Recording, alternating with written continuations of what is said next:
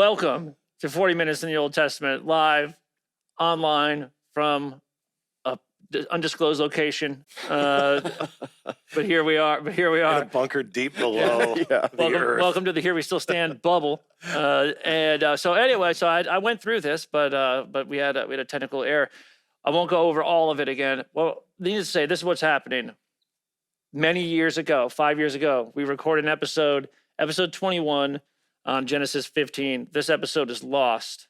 I've been asked for years by hundreds and hundreds of people, what happened in this episode? Where is this episode? Why are you guys so afraid of Genesis 15? Why won't you discuss it? Do you hate covenants? All of the stuff that you would expect.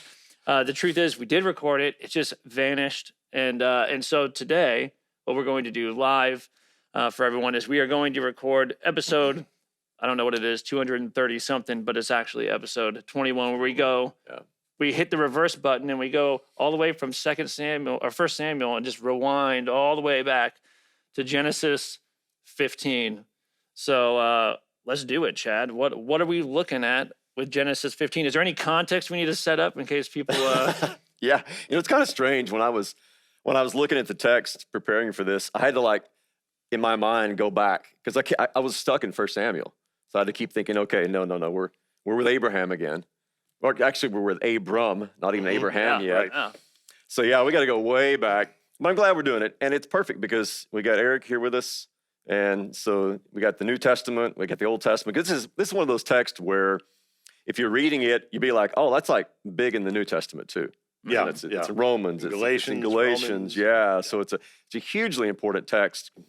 Which is probably why people were so concerned that we never did it. Yeah, they're like, what do these guys have against faith and righteousness and covenants? It's too easy. Yeah, it's too easy. Yeah, so kind of get the context here. We meet Abraham and his family a couple chapters before this, Genesis 12, of course. And then the immediate context is Genesis 14, of course, which is all about the pursuit of the kings by Abraham, the appearance of first the king of Sodom, and then the mysterious priest king Melchizedek. And we have the exchange between Melchizedek and Abraham. And the chapter finishes up with a dialogue between Abram and the king of Sodom. So that's kind of where we find ourselves contextually.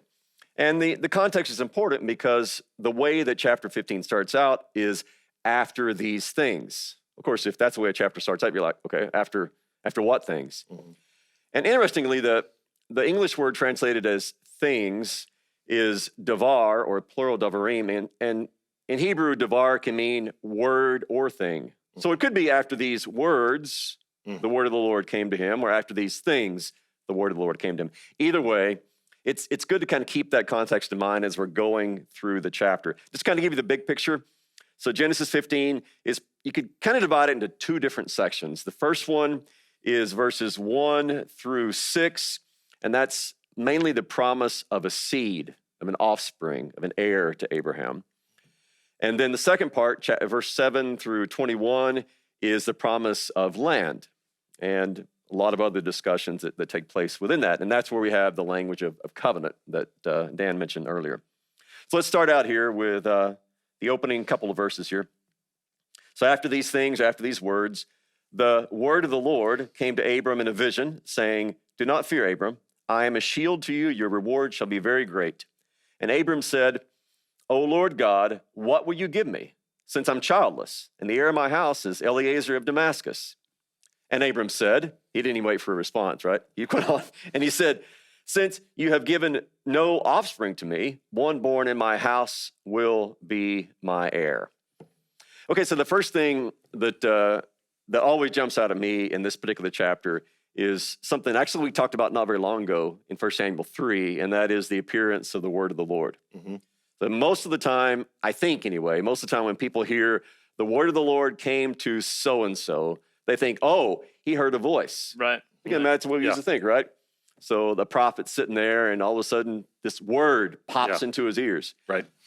Now, this particular chapter, 1 Samuel 3, which is where young Samuel has this, he receives this appearance of the word of the Lord. And then Jeremiah, chapter 1, where the word of the Lord comes to him. All three of these indicate that this is not just an audible word. I mean, this is a a visible, tangible, seeable word. Like a word made flesh, would you say? Yeah, like a word becoming flesh, we might say. Yes. Yeah. So, and of course, when you hear word in the Old Testament and then your mind jumps to the New Testament, immediately goes to like John 1, right?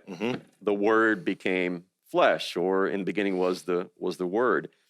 So, as we always do, I mean, we want to take this as directly to Christ as we can. So we'll do it right here. So after these things, the Son of God came to Abram, basically. Yeah. So this is the word of the Father. This is the means by which the Father makes himself known, and in this case, visible to Abram. I think these words are interesting, Chad. I mean, so if you got the Son of God coming to you saying this, fear not, which is a nice thing. Yes. Yeah. This is also one of the reasons Most why common command. Yeah, this is why you also think this is Jesus. This is like the most Jesus thing. Jesus doesn't say anything more. This is true.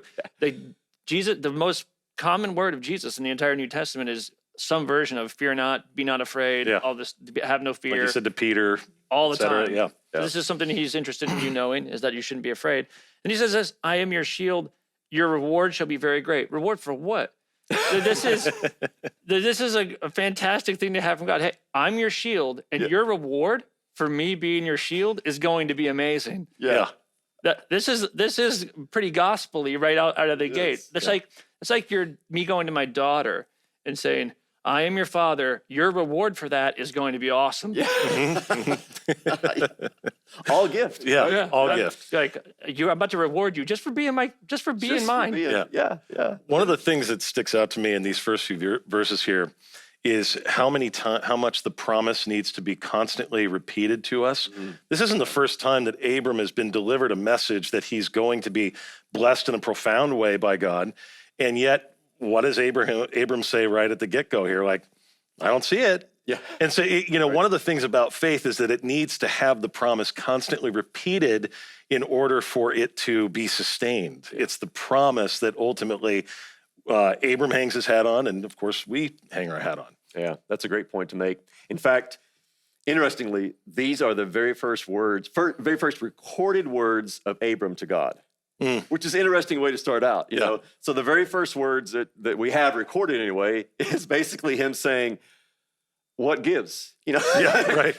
Okay, you're my shield. My reward's gonna be very great, but there's a problem here. You know, I'm old. I have no children, and so it's gonna be kind of hard for me to receive this reward that you're talking about. It seems like he's saying, "Hey, your reward's gonna be very great." And Abram's an old man here, so he's like, "Hey, I'm your shield. Your reward's gonna be awesome for me being your shield." And Abram's like, so what? Like I'm 90 years old or whatever. I don't have any kids. Yeah. Which was everything back then, was offspring. Yeah, like I'm not going to be able to pass this on. I'm about to die, man. Like, I'm going to give you this great reward at the end of your life, and you have no one to share it with. Yeah, precisely. Well, speaking of that, I mean, do we know anything about this Eliezer of Damascus? I mean, he's sort of this mystery figure here that no one seems to know much about. No, this is the only time, by name anyway, that he shows up. Yeah. Now, if you go forward a few chapters to when Abraham sends his servant to find a wife for Isaac, he sends a servant, and we assume it's Eliezer, but we're not told by name that that's who it is. So this is all we know about this particular guy. Now, we do know from ancient Near Eastern documents that this was not unheard of. You know, if there was a couple that were childless, they could adopt a servant of their household to basically take care of them in their old age. And if he was faithful, then he would basically receive what a son would have received. Sure. Yeah. So at this point in their lives, Abraham and Sarah are probably thinking, not going to happen. Yeah. Not going to happen. So Eliezer's been good to us. He's been a good servant. And so we're going to pick him. Yeah. So that's kind of what he's saying here is that do something right. This is kind of a lament, you might say. Right. So his very first words to God are take the form of a lamentation. I mean, I love what you're saying, God, but there's a huge gaping problem in the promise that you're giving me. So let's go on and we'll see what happens. Verse 4. So what happens? The word of the Lord comes to him. So this is a second reference to the Devar Yahweh, this word of the Lord, Son of God, coming to him. And he says, that guy, this man will not be your heir, but one who shall come forth from your own body, he shall be your heir. Now, I say this all the time, but it is true. Every time that I relook at a text, I learn something new. So I learned something super cool about this. That you would not have known when you originally recorded this podcast? Exactly. Bonus Yeah. content. This is Bonus it. content. Yes. This is why the episode was truly lost. Yes. So that at this point, I could make this particular insight. Okay, so that phrase, one who shall come forth from your own body, and which I think ESV just has is like your own son, right? Mhm. That's 3 words in Hebrew. And those particular 3 words in Hebrew, one coming forth from your, actually it's like from your, Loins or not your innards. Yeah. Yeah, like from your insides. Those 3 words in a row occur only 2 places. 2 places. Here and in 2 Samuel chapter 7 in the promise that God makes to David.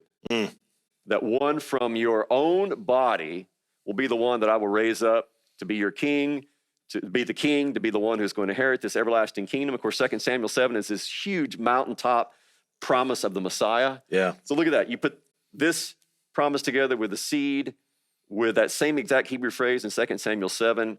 These are situations where it's like the Spirit is tapping you on the shoulder saying, hey, make the connection here. Draw a line between this promise of a seed to come to Abraham and then the seed that is to come to David. And so you kind of have these twin poles that are reflective of this promise that begins in Genesis 3:15, the seed of the woman, seed to Abraham, seed to Isaac, seed all the way finally to David. So anyway, cool connection there in the Hebrew between those 2.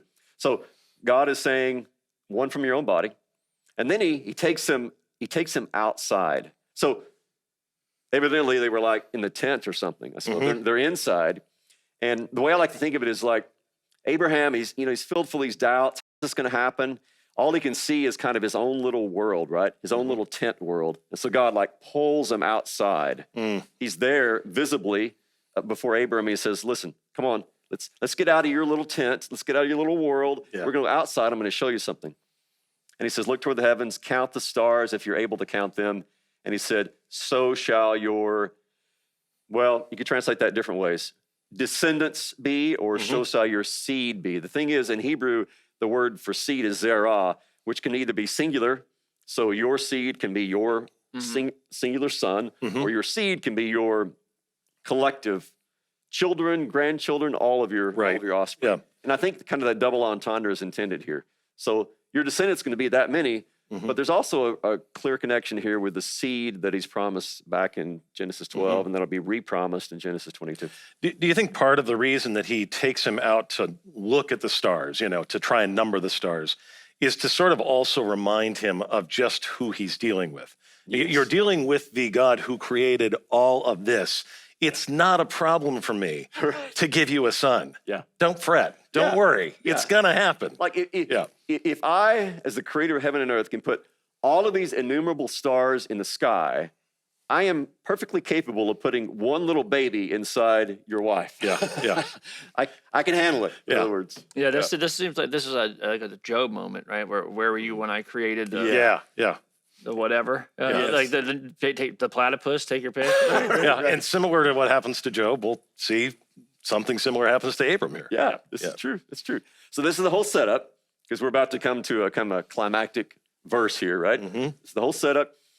Abraham is in a situation where, all the proof that he can see, his age, his wife's age, says ain't gonna happen. So everything that would be the kind of the normal conclusion one would draw based upon the situation that he's in would say not possible.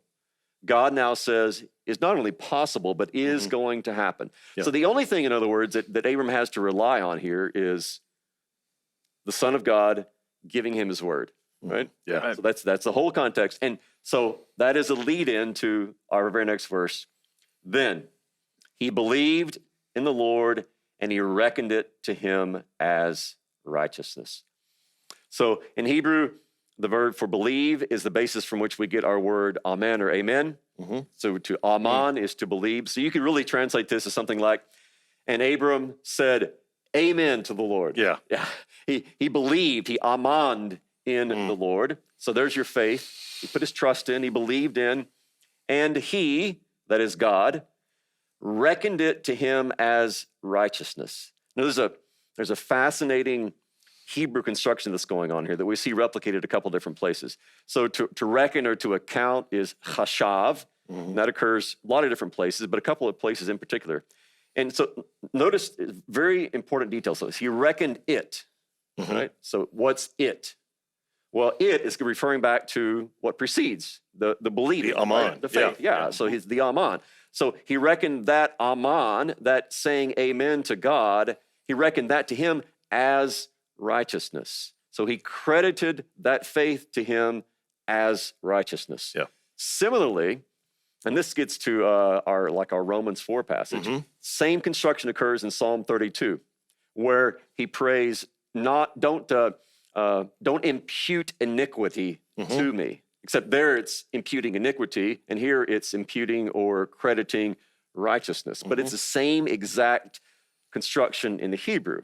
So in other words, Abraham believed in the Lord, and the Lord reckoned, credited, accounted that believing to him as righteousness, which is huge in the New Testament. Yeah, this verse is really used by Paul to say, this is why we can say you're saved by faith apart from works of the law. Yeah, this is the big verse that Paul uses. This is his verse to say, and that was always the way it was. Yes, Like, the law came hundreds of years later, Paul will say. This started first, and the law didn't nullify this covenant here that God makes with Abram. Correct. Yeah. I mean, the idea, Chad, I know that this is a burning frustration with you all the time, but there is this idea, the New Testament comes along, and people are reconciled with God very differently than they were before because you have Jesus. Right. But this is not the case. I mean, obviously, the God is able, as we see here, to reckon people righteous by believing in a promise delivered by his Son, who in fact he knows will go and ratify this covenant. Yeah. Well, I mean, and the thing, we've all gotten the question many times before, how were Old Testament people saved? There's always how did they get saved before Jesus came? Right. And the answer is by faith in the promise of Jesus, by faith in the promise of Jesus is coming. It's always been by faith in the promise of God.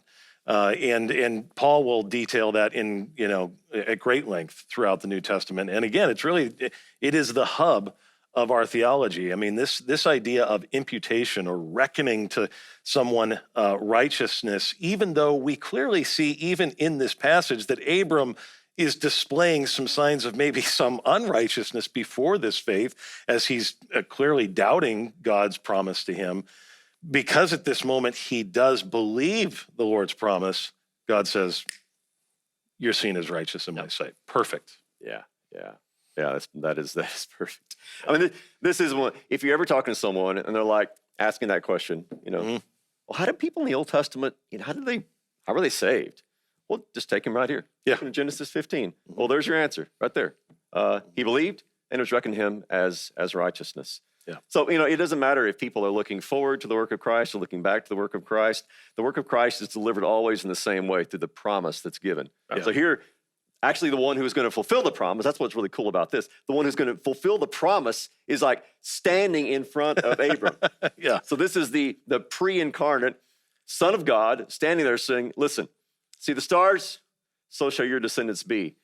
And Abram looks at him and he's like, I believe. Yeah. And not only you, Jesus, right? No, it is. But Jesus is saying, so shall you, this is Christ, so shall your offspring be, which, by the way, if you're taking a singular, is me. Yes. And even if you take it multiple, I'm one of, and they will all be found in this. So that the many offspring will all be reconciled in the one offspring, right? Yeah. So you have him talking about himself to Abraham in this, like it's a crazy thing. It is. And this explains why Abraham was so righteous going forward. Right. Vertically. Not necessarily horizontally, but vertically, yes. What's one thing that occurs to me, when Jesus is talking to some of his theological opponents, and he specifically mentions Abraham saw or looked forward to my coming and rejoiced. Yeah. Well, quite literally, Abraham sees him Yeah. here Yeah. and rejoices. Yes. So this is quite, and of course they're like, what are you talking about? You know, you're not old enough. And Jesus is like, oh, you have no idea. Yeah. Oh, you have no idea. Yeah, Before Abram was, I am. Yeah. Yeah. Yeah. I was hanging out with him, making him promises and such. Yeah. All right. So we could probably talk about that verse for Yeah. the whole rest yeah. of our time. Yeah. This is the kind of episode that we actually have to get through this entire chapter. We can never go back to ticking. Genesis We're not 15 going again. back. Yeah. Okay, so that ends the sixth verse ends the first section. That's a promise about the seed, which is directly connected to the person of Christ. Okay. Right. Now we're going to transition verse 7 through the end of the chapter to the promise of explicitly of the land, along with the prophecy of the Exodus to come. Mm-hmm. And that is going to directly connect with the kingdom of this seed who is to come. So you see this twin focus in the Old Testament where you'll have a focus on the person of the seed, the Messiah, and then also on the land, which is iconic of his kingdom. Mm-hmm. So you got both of these going on in this chapter, which is why this chapter is so hugely important, because you've got the person and then his work, his kingdom, both promised here. So I'm thinking, and I'll explain why in a second, but I'm thinking probably some time passes between verse 6 and verse 7. And the reason I say this is because when you look at what's about to happen, it's during the day. Mm-hmm. So he takes him out at night to show him the stars, but what's about to happen is going to happen during the day, Mm-hmm. and then you're going to have darkness falling. So probably there is a time gap between verse 6 and verse 7. So he said to him, I am the Lord. By the way, first time that self-designation occurs in the Old Testament. It occurs a lot of other times, but this is the first time. I am the Lord who brought you out of Ur of the Chaldeans to give you this land to possess it. Now, again, it's important to look at the language it's used here.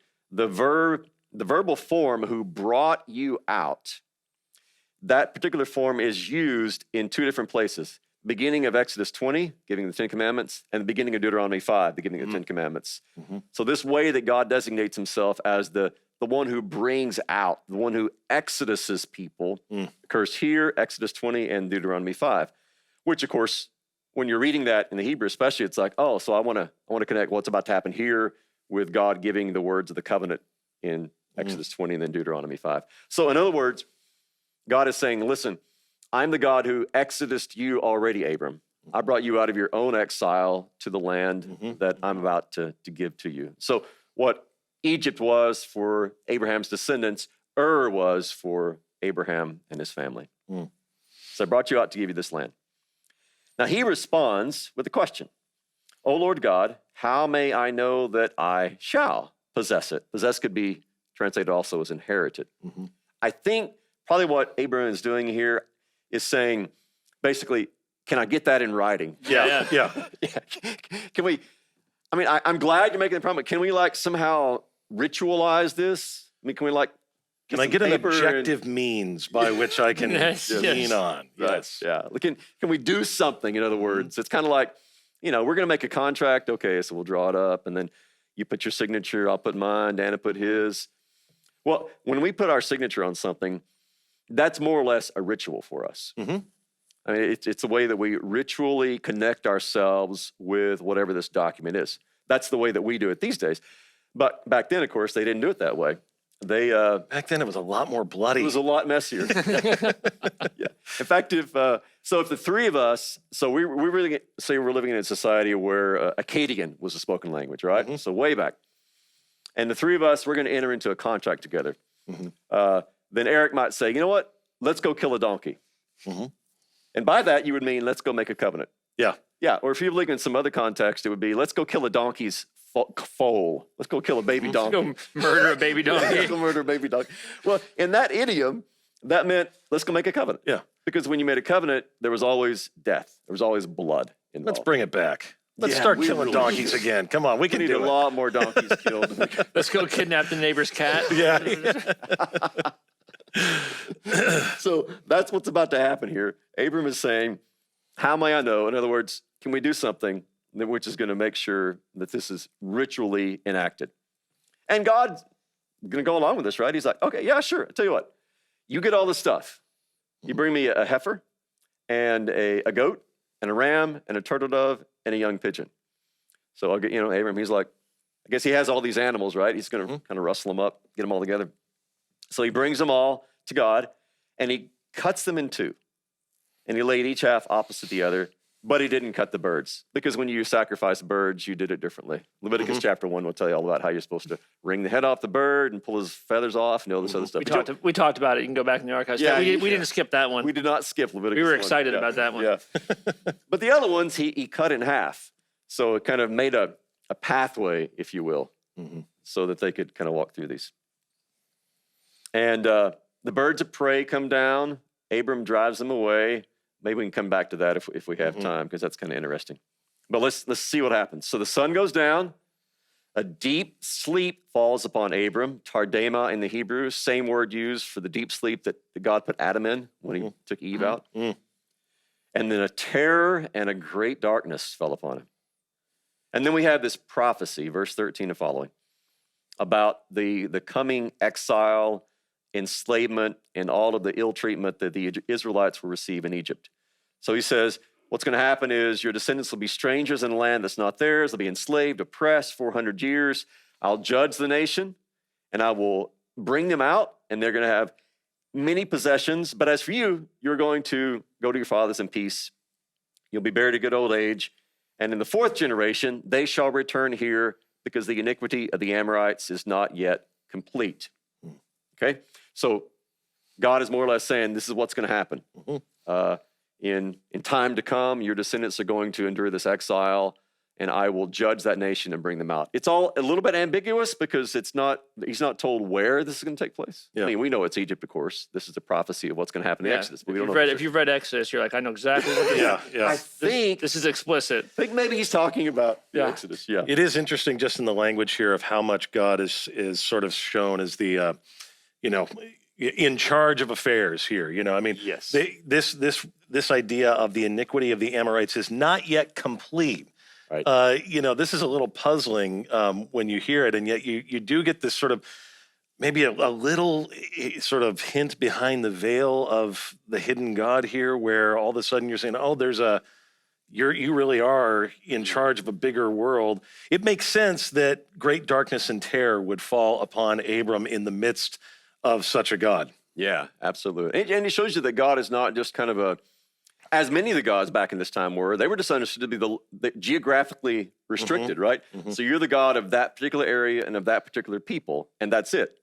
So you don't really interact with the Canaanites or maybe the Egyptians. You're just the God of this particular nation. And this we see it already in other parts of the pre-Genesis 15 story, but this indicates, listen, I'm not just in charge of this little particular acreage. I'm in charge of the Amorites, and I'm gonna be down in Egypt. I'm gonna be punishing them, and so in other words, I'm the God of gods and the Lord of lords is already implicit here. Yeah, this iniquity of the Amorites is not yet complete is a weird statement that, just means these Amorites aren't done sinning yet. Which is just a crazy thing for God to say. So these guys got a lot more sinning to do before this is all done. You think it's bad now? You just wait. Just wait. We got like centuries of sinning that are just to come. Yeah. But at the same time, you do have kind of hinted at that God is very patient, right? Yeah, exactly. That's the first thing that comes out to me. Is how patient is God, that he waits as long as he does before he's like, okay, done. Even when he knows that that's going to be the result, like these guys, I'm going to wait a real long time with these guys. They are not going to turn around, but I'm still going to be extremely long suffering. Yeah. And this is, the revealed God is a God who somehow or another in the person of Christ looks over a place like the city of Jerusalem and says, oh, how I long to gather you as a hen gathers her chicks under her wings, but you are not willing. Or presents himself in Isaiah as constantly reaching out his hand to a stiff-necked and obstinate people. And so he presents himself as at times as being like a frustrated father, at other times like a frustrated spouse that is constantly pursuing his adulterous spouse or his wayward children. that these kinds of pictures are constantly there for us. And so it does display his sort of long suffering in all of this. Yeah, even as his promise goes forward, Yeah. he is this long suffering God, really wanting all to come to repentance, as the New Testament says. even the Amorites. Yeah. Yeah, yeah. I love the Hebrew idiom of when God says, I rise up early and send the prophets all the time. So it's like every morning God gets up, has a cup of coffee. He's like, all right, who's the prophet I'm going to send today? I'm going to keep trying. And they're all hiding because they don't want to go. Yeah. They're like, no, not me, I'm good. Until maybe they'll listen to me. Who knows, right? Okay, so this is what's going to happen. He kind of lays it all out there. Okay, verse 17. So God says this, but he's not done because he's about to do something that is unforgettable. So the sun begins to set, it's really dark, and then all of a sudden there appears two things: a smoking oven. Oven here is a word that's used in other contexts to describe this, basically kind of a cone-shaped oven that they would bake bread in. I mean, it's found in all sorts of archaeological sites. So this would have been something that they were familiar with. This is a smoking oven. I don't think it's the oven that's so much important as the smoke. Mm-hmm. And then you have a flaming torch. So you've got smoke and you've got fire. Smoke and fire together become extremely important kind of images of God in lots of other places. You think immediately of like Mount Sinai. Yeah. In fact, the same word that's translated here as torch is used there to describe, it's translated usually as lightning flashes that accompanied God's theophany there at Mount Sinai. I already think of the pillar of fire. Yes. Yeah. Yeah, so smoke and fire are pretty common, iconic images of the appearance of God. So, and I'm guessing the flaming torch is referenced especially because that's going to be connected with the Exodus, which you just finished talking about. Yeah. So smoke and fire. So these are the visual embodiments of God.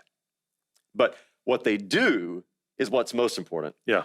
It says they pass between the pieces. I mean, it's a really graphic image. You've got these animals, their bodies split in two, separated. You got blood all over the place. You got this smoking oven and flaming torch, and they're just kind of passing between these sacrificed, split in half animals with blood all over the place. Now, we'll come back to that. Let's see what he says first. On that day, the Lord literally cut a covenant. So in the Old Testament, you don't really make a covenant, you cut a covenant. Yeah, you kill an animal. You kill an animal. That's why it's you literally cut one. Yeah, I mean, the closest thing we have, I guess, is we cut a deal, right? Yeah. We cut a deal. Well, they cut a covenant, but I mean, when we cut a deal, we don't actually cut something. Right. When they cut a deal, They meant it. Hey, They were wait a minute. quite literal. Bring out the butcher knife. Yeah. We have some animals that we're going to cut. So the Lord cut a covenant with Abraham, saying, to your descendants, this is your word seed again, to your seed I have given this land. And then we have the geographical boundaries given from the river of Egypt, which is not the Nile, it's another river that separates kind of the inhabited part of Egypt from the Sinai wilderness. So from that river of Egypt as far as the great river, the river Euphrates. And then we have a list of all the ites. This is the longest list of ites that we have in, there's like 17 such lists. And usually there's 5 or 6 or 7 nations, but we get all 10 listed here. The Kenites, the Kenizzites, the Cadmonites, the Hittites, the Perizzites, the Rephaim. Oh, sorry. They're not all ites. The Rephaimites? Yeah, there you go. The Amorites, the Canaanites, the Girgashites, the Jebusites. So the only one who left out was the Budlites. But that appears in the list. Sorry. You had to do that joke in there. Yeah. Oh man, That was bad. I think the stream viewers Yeah, we just lost took a dive. We just lost half our viewers. Man. Good job, Chad. Good job. Yeah. So we got all these people, 10 different peoples listed. And then we have these boundaries, River of Egypt, River of Euphrates, which interestingly, even at the height of their kingdom, they never possessed that much land. Even like during David and Solomon's reign, they never had that much land. But God is basically giving it to them in this covenant that he makes. Okay, let's kind of go back here and look at some of these details. The most significant detail is only God passes between the pieces.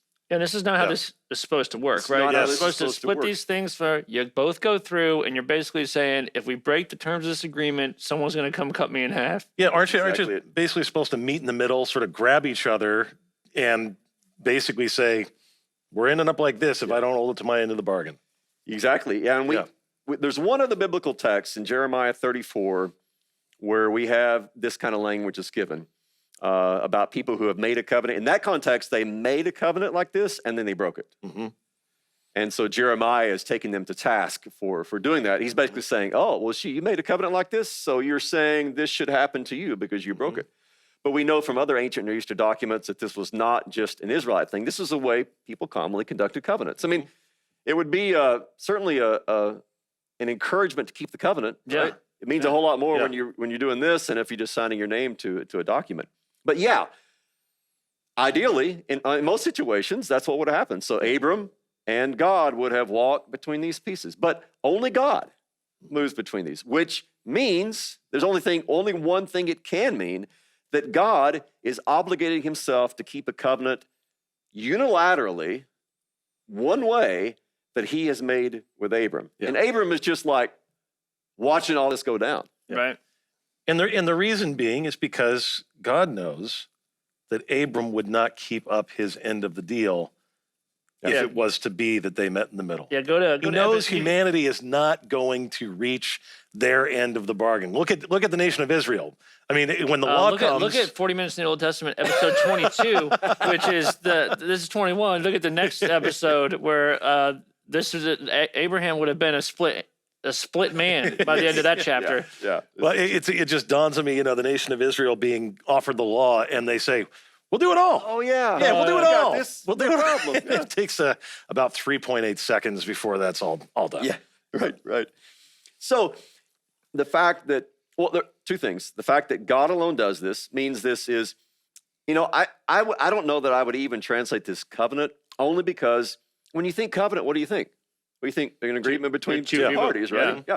This is nothing more than a solemn promise presented in a covenant kind of ritual, but this is a solemn divine promise that God is going to be faithful to his word and he's going to keep it. So this is Christ appearing to Abraham saying, listen, this is what I'm going to do. And I'm going to make sure that you know that I'm going to do it because I'm going to pass between these bloody pieces. And I mean, it's remarkable, but God is basically saying, if I break my covenant, then may I be broken apart like these animals were. Of course, we will break this covenant. Abraham will break this covenant. Everyone will break this covenant. And God, of course, will in fact be broken. Yeah. Yeah.